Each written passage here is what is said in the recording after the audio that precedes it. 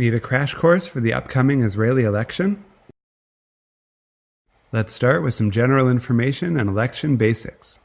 Like in the US, there are three main branches of government: a judicial branch and a Supreme Court, an executive branch with a prime minister and a largely ceremonial president, and the legislative branch, known as a Knesset. There are 120 seats in the Knesset, all up for grabs at the same time. Instead of voting for a person, Israelis vote for a party that shares their ideals and values. So far, 9 separate parties are expected to receive enough votes to make it over the threshold. Some are right-leaning, some left, some religious, and some secular.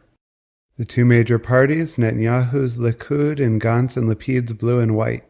Finally, some fun facts about voting in Israel. You must be 18 years of age. To vote, you grab a slip of paper with your party's Hebrew letters, and there are no absentee ballots.